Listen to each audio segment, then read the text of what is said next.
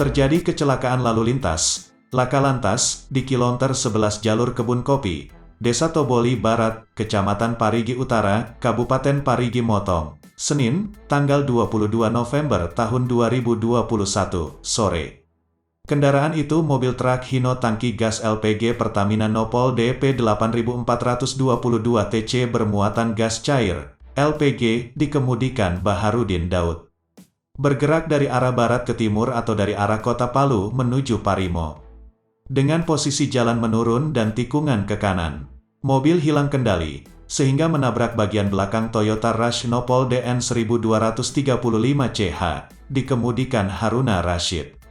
Posisi mobil itu sedang parkir di kiri jalan, kata Kasat Lantas Polres Parimo Ibtu Ketut Sugiarta, Senin malam. Kemudian mobil truk Hino itu oleng ke kanan terbalik, sehingga menabrak lagi mobil Honda CR-V Nopol B464 TAL, yang dikemudikan Arfabdi, saat itu sedang parkir, tuturnya.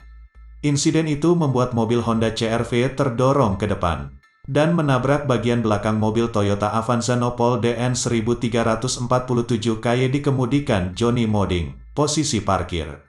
Lalu terdorong ke depan, dan menabrak bagian belakang mobil Daihatsu Sigra Nopol DN 1938NJ yang dikemudikan Moh Rais Abdullah Razak, kata Ibtu Ketut Sugiarya.